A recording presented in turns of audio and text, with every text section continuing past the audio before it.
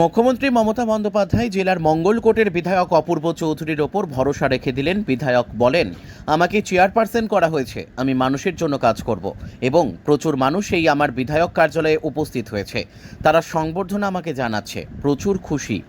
এছাড়াও মানুষের জন্য কাজ করব। আজ রবিবার বিধায়ক সর্বক্ষণ মানুষের পাশে থাকব।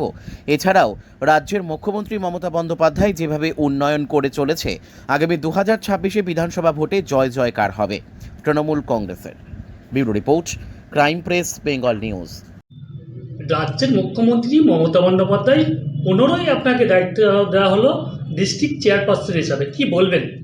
আমি প্রথমেই মাননীয় মুখ্যমন্ত্রী মমতা বন্দ্যোপাধ্যায়কে এবং অভিষেক বন্দ্যোপাধ্যায়কে ধন্যবাদ জানাবো যে আমার ওপর পুনরায় আস্থা রাখার জন্য। আর আমি সত্যি খুব গর্বিত যে দ্বিতীয়বার এই পদটা পেলাম।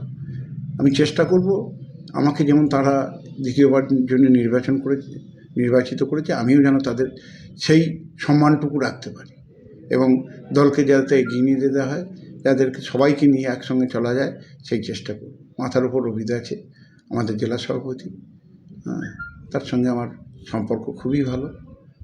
আশা করি আমরা দলকে ঠিকই জায়গায়, যেমন আমরা লোকসভায় নির্বাচনে ভালো ফলাফল করেছিলাম, আগামী বিধানসভাতেও সেই ধারাটা অব্যাহত থাকবে।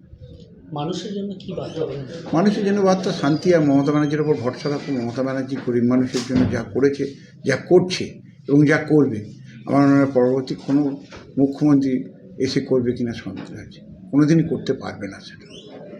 লোকসভাতে দেখতে পাওয়া যাচ্ছে দুটো আসন, দুটোই তৃণমূল কংগ্রেস জয়ী। এবার বিধানসভায় কি মনে হচ্ছে আপনার 2026? আমার লোকসভাতে 47,000 ওপর লিড ছিল। আমার আশা যে আমরা এবার এই 47,000টাকেও টপকে যাব, কারণ মমতা ব্যানার্জি যেভাবে উন্নয়ন করছে, মানুষকে পরিষেবা দিচ্ছে, তার ভিত্তিতে আমাদের জয়ের মার্জিন আরও বাড়বে। বিধানসভার সামনেই ভোট 2026-এ, কীভাবে দেখছেন? আমরা দেখছি যে কীভাবে এগিয়ে দেওয়া যায়, সংগঠনকে আরও এগিয়ে নিয়ে যাওয়া যায় এবং সেইভাবে এগুচ্ছি। প্রত্যেকটা মিটিং মিছিল দল যেভাবে নির্দেশ দিচ্ছে, যেভাবে যা কিছু বলছে, আমরা সেটা করছি। Thank you.